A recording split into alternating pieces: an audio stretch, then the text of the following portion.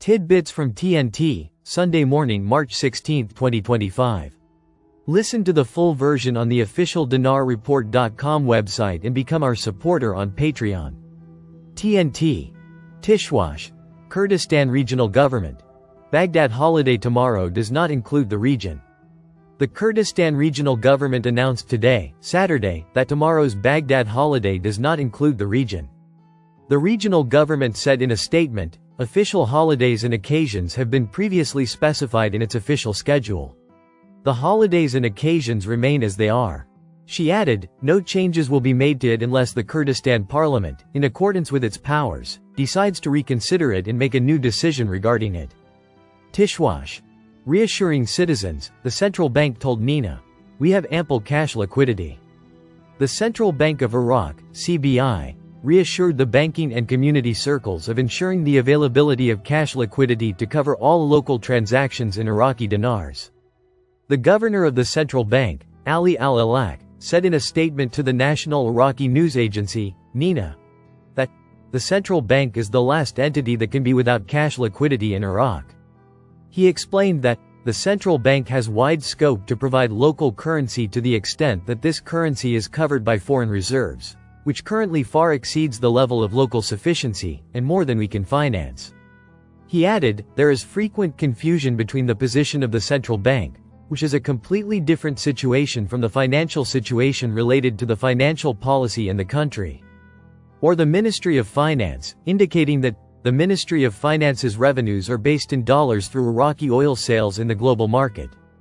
Al-Alak stressed that the central bank deals in Iraqi dinars for all amounts it receives in dollars, and this is very available under any circumstances. Calling for distinction and separation between the financial situation at the level of the government and the Ministry of Finance, and the availability of cash at the Central Bank of Iraq. Tishwash. The government is preparing to approve the 2025 budget. Al-Sudani's advisor reveals the details. The Iraqi government is likely to approve the draft budget before Eid al-Fitr, according to Mohammed Shia al-Sudani, the Prime Minister's financial and economic advisor. Mazhar Mohammed Saleh said the cabinet will likely approve the 2025 budget law before Eid al-Fitr and submit it to Parliament. Saleh explained that spending constitutes approximately 67% to 70% of the total public expenditures in the budget law, which consist of salaries, allowances, retirement, and social care. The Prime Minister's advisor noted that the budget is approximately 200 trillion dinars, with a deficit of approximately 64 trillion dinars. Iraq has a 3-year budget for 2023, 2024, and 2025, and is required to submit the budget schedule to Parliament annually.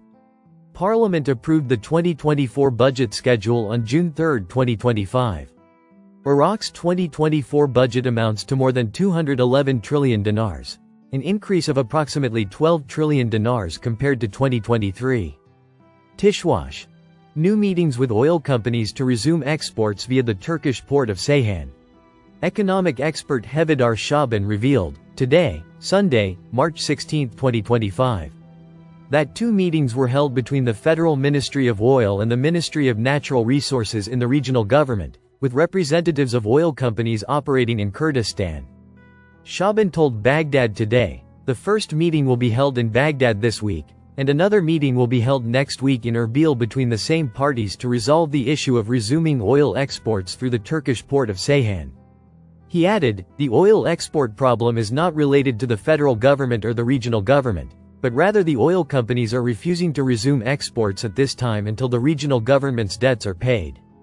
Among the most prominent issues facing the resumption of oil exports through the Turkish port of Ceyhan are the method of calculating oil quantities, the method of payment, and the share of international companies extracting oil from the Kurdistan region, in addition to the issues of salaries, fees, and customs duties. Delegations between the two sides are attempting to resolve these issues before the start of export operations.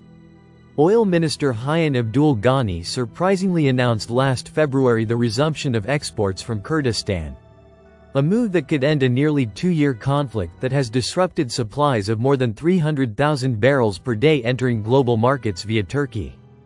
Listen to the full version on the official dinarreport.com website and become our supporter on Patreon. Source: DinarRecaps.com